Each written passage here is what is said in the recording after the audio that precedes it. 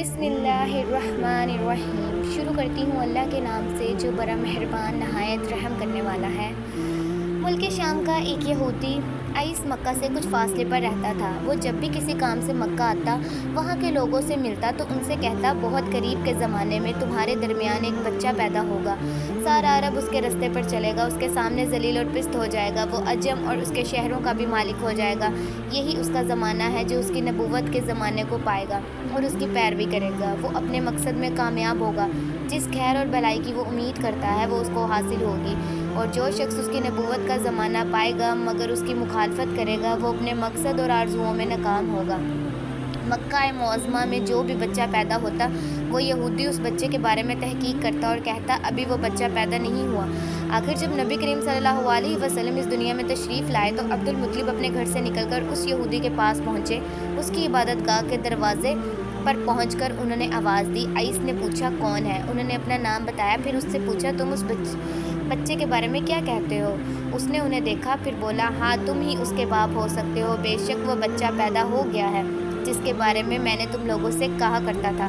وہ ستارہ آج طلوع ہو گیا ہے جو اس بچے کی پیدائش کی علامت ہے، اور اس کی علامت یہ ہے کہ اس وقت اس بچے کو درد ہو رہا ہے۔ یہ تکلیف اسے 3 دن رہے گی اور اس کے بعد یہ ٹھیک ہو جائے گا۔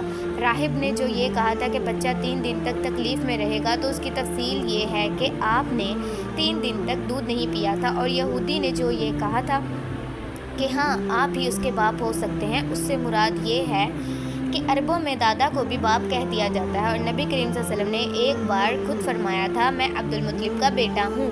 یہودی نے عبد المطلب سے یہ بھی کہا تھا کہ اس بارے میں اپنی زبان بند رکھیں، یعنی کسی کو کچھ نہ بتائیں، ورنہ لوگ اس بچے سے زبردست حسد کریں گے، اتنا حسد کریں گے کہ آج تک کسی نے نہیں کیا، اور اس کی اس قدر سخت مخالفت ہوگی کہ دنیا میں کسی اور کی اتنی مخالفت نہیں ہوئی۔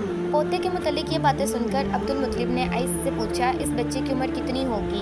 یہودی نے اس سوال کے جواب میں کہا، اگر اس بچے کی عمر طبی ہوئی تو بھی 70 سال تک نہیں ہوگی، بلکہ اس سے پہلے ہی 61 یا 63 سال کی عمر میں وفات ہو جائے گی، اور اس کی امت کی اوسط عمر بھی اتنی ہوگی۔ اس کی پیدائش کے وقت دنیا کے بت ٹوٹ کر گر جائیں گے۔ یہ ساری علامت اس یہودی نے گزشتہ انبیاء کے پیش گوئیوں سے معلوم کی تھیں، اور سب بالکل سچ ثابت ہوئیں۔ قریش کے کچھ لوگ عمرو بن نفیل اور عبداللہ بن حجش وغیرہ ایک بت کے پاس جایا کرتے تھے۔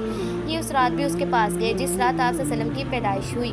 انہوں نے دیکھا کہ وہ بت اوندے منہ گرا پڑا ہے۔ ان لوگوں کو یہ بات بری لگی، انہوں نے اس کو اٹھایا، سیدھا کر دیا، مگر وہ پھر گر گیا۔ انہوں نے پھر اس کو سیدھا کیا، وہ پھر الٹا ہو گیا۔ ان لوگوں کو بہت حیرت ہوئی، یہ بات بہت عجیب لگی۔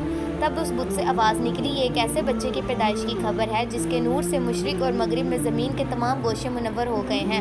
بت سے نکلنے والی آواز نے انہیں اور زیادہ حیرت زدہ کر دیا۔ اس کے علاوہ ایک واقعہ یہ پیش آیا کہ ایران کے شہنشاہ کسریٰ نوشیروان کا محل ہلنے لگا اور اس میں شگاف پڑ گئے۔ نوشیروان کا یہ محل نہایت مضبوط تھا، بڑے بڑے پتھروں اور چونے سے تعمیر کیا گیا تھا۔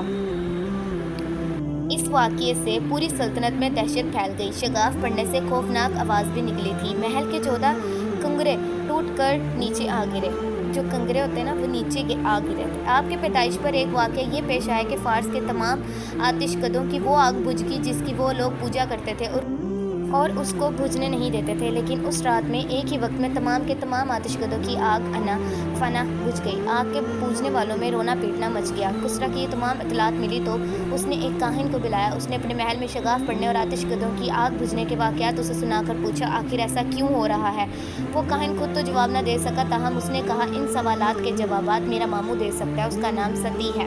نوشیروان نے کہا، ٹھیک ہے، تم جا کر ان سوالات کے جوابات لاؤ۔ وہ گیا، ستی سے ملا، اسے یہ واقعات سنائے۔ اس نے سن کر کہا، ایک عصا والے نبی ظاہر ہوں گے جو عرب اور شام پر چھا جائیں گے، اور جو کچھ ہونے والا ہے ہو کر رہے گا۔ اس نے یہ جواب کسریٰ کو بتایا۔ اس وقت تک کسریٰ نے دوسرے کہانوں سے بھی معلومات حاصل کر لی تھی، چنانچہ یہ سن کر اس نے کہا، تب پھر ابھی وہ وقت آنے میں دیر ہے، یعنی ان کا غلبہ میرے بعد ہوگا۔ پیدائش کے 7ویں دن عبد المطلب نے آپ کا عقیقہ کیا اور نام محمد رکھا۔ سبحان اللہ! عربوں میں اس سے پہلے یہ نام کسی کا نہیں رکھا گیا تھا۔ قریش کو یہ نام عجیب سا لگا، چنانچہ کچھ لوگوں نے عبد المطلب سے کہا، اے عبد المطلب، کیا وجہ ہے کہ تم نے اس بچے کا نام اس کے باپ دادا کے نام پر نہیں رکھا بلکہ محمد رکھا ہے، اور یہ نام نہ تمہارے باپ دادا میں سے کسی کا ہے، نہ تمہاری قوم میں سے کسی کا ہے؟ عبد المطلب نے انہیں جواب دیا، میری تمنا ہے کہ آسمانوں میں اللہ تعالیٰ اس بچے کی تعریف فرمائے اور زمین پر لوگ اس کی تعریف کریں۔ محمد کے معنی ہیں جس کی بہت زیادہ تعریف کی جائے۔ اسی طرح والدہ کی طرف سے آپ کا نام احمد رکھا گیا۔ احمد نام بھی اس سے پہلے کسی کا نہیں رکھا گیا تھا، مطلب یہ کہ ان دونوں ناموں کی اللہ تعالیٰ نے حفاظت کی اور کوئی بھی یہ نام نہ رکھ سکا۔ احمد کا مطلب ہے سب سے زیادہ تعریف کرنے والا۔ علامہ سہیلی نے لکھا ہے کہ آپ صلی اللہ علیہ وسلم احمد پہلے ہیں اور محمد بعد میں، یعنی آپ کی تعریف دوسروں نے بعد میں کی، اس سے پہلے آپ صلی اللہ علیہ وسلم کی شان یہ ہے کہ آپ صلی اللہ علیہ وسلم اللہ تعالیٰ کی سب سے زیادہ حمد و ثنا کرنے والے ہیں۔ پرانی کتابوں میں آپ صلی اللہ علیہ وسلم کا نام احمد ذکر کیا گیا۔ اپنی والدہ کے بعد آپ نے سب سے پہلے صوبیہ کا دودھ پیا۔ صوبیہ نے نبی کریم صلی اللہ علیہ وسلم کے چچا ابو لہب کی باندھی تھیں۔ ان کو ابو لہب نے آپ صلی اللہ علیہ وسلم کی پیدائش کی خوشی میں آزاد کر دیا تھا۔ صوبیہ نے آپ کو چند دن تک دودھ پلایا۔ انہی دنوں صوبیہ کے ہاں اپنا بیٹا پیدا ہوا تھا۔ آپ کی والدہ نے آپ کو صرف 9 دن تک دودھ پلایا، ان کے بعد صوبیہ نے پلایا۔ پھر دودھ پلانے کی باری حضرت حلیمہ سعدیہ کی آئی۔ حضرت حلیمہ سعدیہ اپنی بستی سے روانہ ہوئی، ان کے ساتھ ان کا دودھ پیتا بچہ اور شوہر بھی تھے۔ حضرت حلیمہ سعدیہ دوسری عورتوں کے بعد مکہ میں داخل ہوئیں۔